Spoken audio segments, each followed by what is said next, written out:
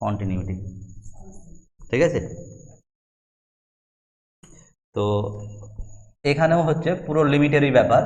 ধরে নেয় আমাদের কোথাও একটা জায়গাতে limit x tends to A F x এর মানটা ধরে নেয় এল বেরোলো, ঠিক আছে, তা একটা লিমিট লিখেছি। হ্যাঁ, যদি এই যে লিমিটটা দেখতে পাচ্ছি না, এই লিমিটটার মানে হচ্ছে যে আমি ধরে নেয় কোনো একটা এই জায়গাতে এক্স ইকুয়াল টু, এই জায়গাটা হচ্ছে এ বিন্দু, আমি যখন এর বাঁ দিক থেকে আসবো তখন সেটাকে বলা হবে x tends to a minus, আর যখন আমি এর ডান দিক থেকে আসবো সেই ক্ষেত্রে বলা হয় হচ্ছে এক্স টেন্স টু হচ্ছে এ প্লাস।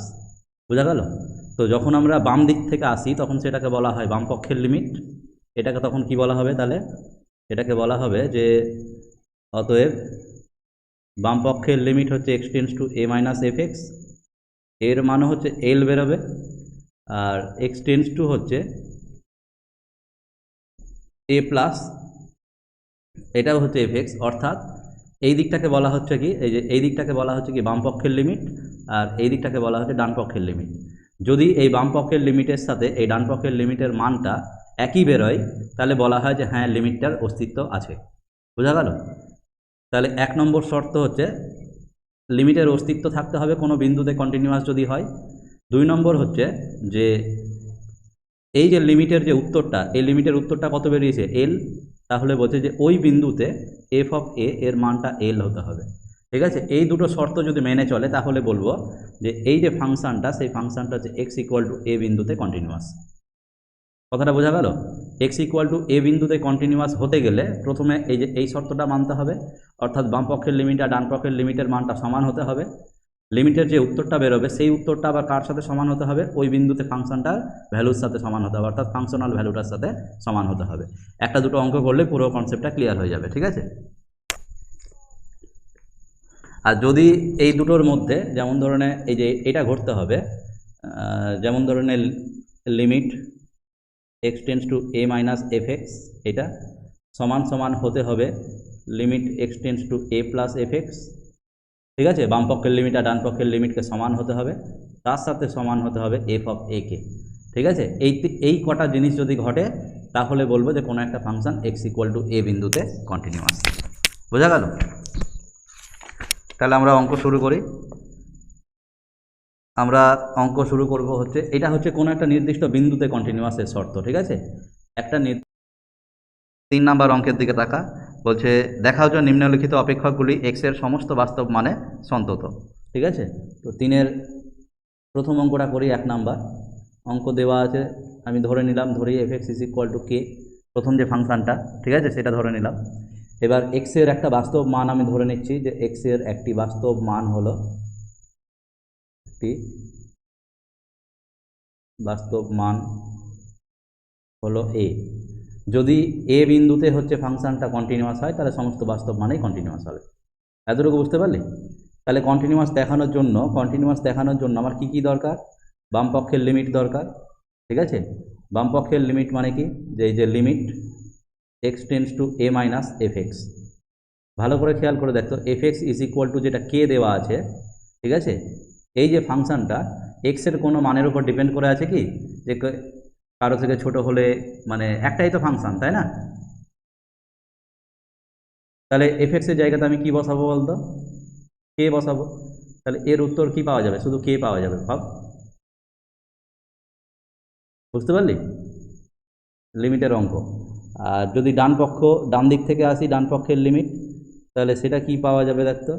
এফ এক্স, যেটা যদি আমি এক্স হচ্ছে এর ডান দিক থেকে আসি তাহলে সেই ক্ষেত্রে ফাংশনটার ভ্যালু কত? সেটা হচ্ছে কে, ফাংশনটা হচ্ছে কে, তাহলে এর উত্তরে কে আসবে দেখতো? ডান পক্ষের লিমিট আর বাম পক্ষের লিমিটের অ্যান্সার একই বেরোলো। দেখ বাম পক্ষের লিমিটের ভ্যালু কত বেরোলো? কে। ডান পক্ষের লিমিটের ভ্যালু কত বেরোলো? কে। তাহলে ঠিকই আছে। ঠিক আছে, এবার আমি ফাংশনটার ভ্যালু বের করবো। এফ অফ এ সমান সমান কত হবে বলতো? কে। কেন বলতো? কারণ ফাংশনটা হচ্ছে, এই দিকে দেখা, ফাংশন হচ্ছে এফ এক্স ইকুয়াল টু কে, তাহলে এই কে তো এক্স এর কোনো মানের উপর ডিপেন্ডই করে না। তাহলে এক্স এর মান যাই হোক না কেন ফাংশনটার ভ্যালু সবসময় কত থাকবে? কেই থাকবে। তাহলে এক্স এর জায়গাতে যদি এ বসানো হয় তাও ফাংশনটার মান কত থাকবে? কেই পাওয়া যাবে, তাই না?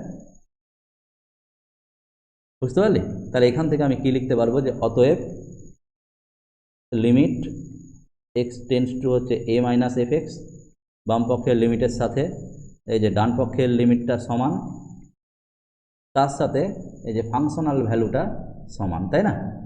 তাহলে আমি কি লিখতে পারবো যে অতএব এক্স ইকুয়াল টু এ বিন্দুতে এফ এক্স হচ্ছে কি সন্তত। বুঝতে পারলি? হয়ে গেছে। তাহলে লাস্ট আর একটা লাইন হবে এক্স ইকুয়াল টু এ বিন্দুতে সন্তত, কিন্তু এ বিন্দুটা কি অঙ্কের মধ্যে দেওয়া ছিল? অঙ্কের মধ্যে দেওয়া ছিল না। আমি এ একটা যে কোনো বাস্তব হচ্ছে সংখ্যা ধরে নিয়েছিলাম। তাহলে শেষমেশ উত্তরটা লিখব যে অতএব F x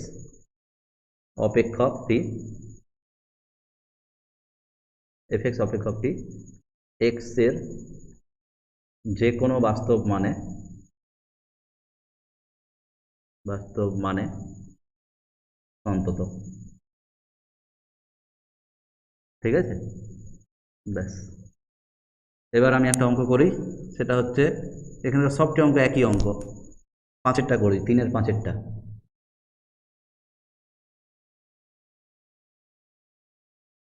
F x equal to x square plus sine x.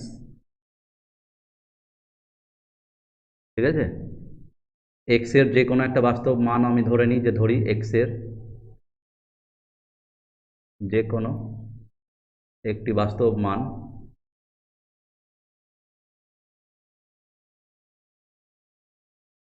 মান হলো এ। তাহলে এবার আমি বাম পক্ষের লিমিটটা চেক করি, এক্স টেন্স টু হচ্ছে এ মাইনাস এফ এক্স। ভালো করে খেয়াল করে দেখতো যে এই এফ এক্স যে ফাংশানটা, এই ফাংশানটা তো এর মান মানে ছোট কি বড়, এক্স এর মান এর সাথে তুলনা করে তো কোনো সম্পর্ক নাই এ এর সাথে। তাহলে ফাংশানের যে ভ্যালুটা, ফাংশানের যে মানটা x square plus sine x, এটা সব ক্ষেত্রেই একই থাকবে। ঠিক আছে, সেজন্য আমরা এখানে লিখতে পারবো হচ্ছে কি যে লিমিট এক্স টেন্স টু হচ্ছে এ মাইনাস এফ এক্স এর মান যা ছিল তাই, x square plus sine x. ঠিক আছে, এবার এই মানটা যদি আমি লিমিটের মানটা যদি অঙ্কের ভিতর বসিয়ে দিই, তাহলে এ স্কোয়ার প্লাস সাইন এ হবে, এ স্কোয়ার প্লাস। এবার আমরা ডান পক্ষের লিমিটটা যাচাই করব। ডান পক্ষের লিমিটটা কি হবে দেখ, limit x tends to a plus f x, এটাও হবে limit x tends to a plus f x এর মান হচ্ছে x square plus sine x,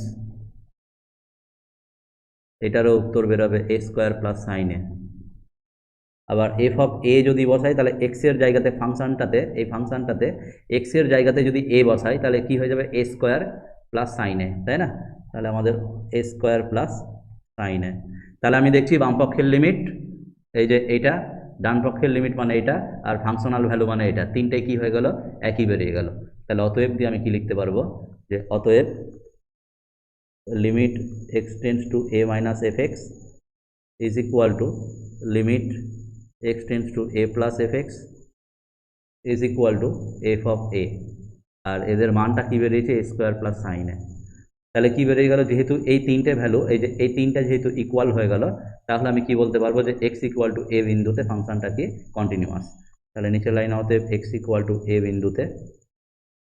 বিন্দুতে এফ এক্স সন্তত। বুঝতে পারলি? দেখ 3-এর 6 নাম্বার,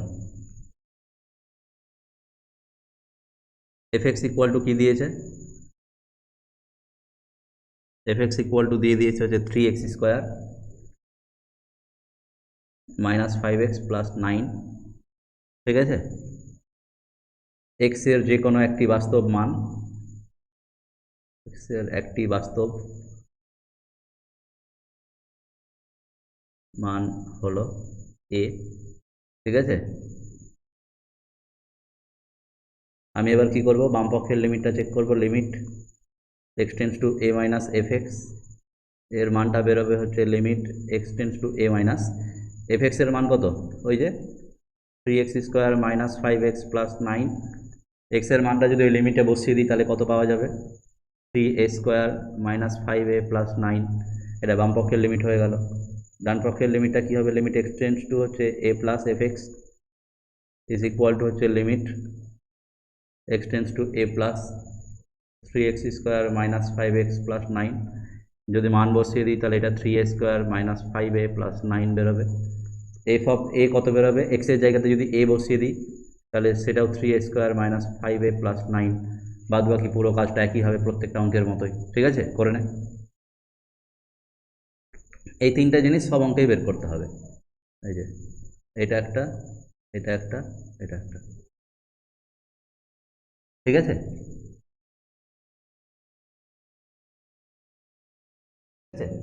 দেখ 4 নম্বর অঙ্কটা করার আগে আমরা একটু আগে মড ফাংশনটা কিভাবে ভাঙে সেটা একটু দেখে নেব। Mod x equal to x হয় যখন extra greater than equal to 0 হয়, আর মাইনাস এক্স হয় যখন এক্সটা লেস দ্যান 0 হয়। এটা জানা আছে তো? ব্যাস, এইটাই এবার হচ্ছে এখানে কাজে লাগাবো আমরা। দেখ 4 নম্বর অঙ্কে F x is equal two দিয়ে দিয়েছে কত, F x is equal two দিয়ে দিয়েছে হচ্ছে 2x মাইনাস মড এক্স। ঠিক আছে, কোন বিন্দুতে সন্তত চেক করতে বলেছে? 0 বিন্দুতে না? কোন বিন্দুতে চেক করতে বলেছে? 0 বিন্দুতে। তাহলে আমি সব প্রথমে যেটা করব সেটা হচ্ছে limit x tends two 0 minus f x is equal to limit x tends two 0 minus F এক্সের মান কত, 2x মাইনাস মড এক্স। এবার একটা জিনিস আমাকে শুধু বলতো যে এক্স টেন্স টু 0 মাইনাস, ঠিক আছে, এর মানে কি?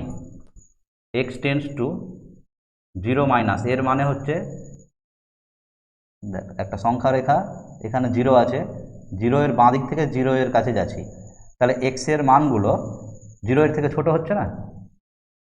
তাহলে এক্স যদি 0 এর থেকে ছোট হয়, ঠিক আছে, তাহলে মড এক্সের জায়গাতে কি লিখতে পারবো বল? মড এক্সের জায়গাতে এক্স লিখতে পারবো না মাইনাস এক্স লিখতে পারবো? কোনটা লিখতে পারবো? এক্স যদি 0 এর থেকে, এই তো মড এক্স ভেঙেছি তো, দেখ এক্স লেস দ্যান 0 হলে মড এক্সের জায়গাতে কত হয়?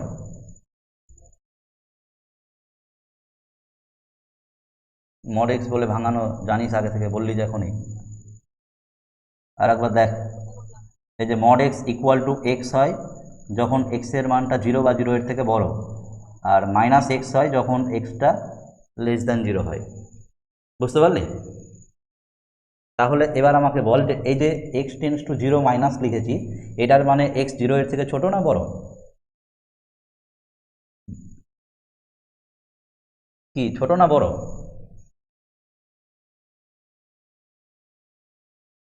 এক্স টেন্স টু 0 মাইনাস মানে 0 এর কাছে যাচ্ছি, 0 এর ডান দিক বাঁ দিক থেকে, তো 0 এর বাঁ দিকের বিন্দুগুলো 0 থেকে কি হবে, ছোট না বড়? ছোট। তাহলে এক্স যদি 0 এর থেকে ছোট হয় তাহলে মড এক্স এর জায়গাতে প্লাস এক্স লিখবো না মাইনাস এক্স লিখবো?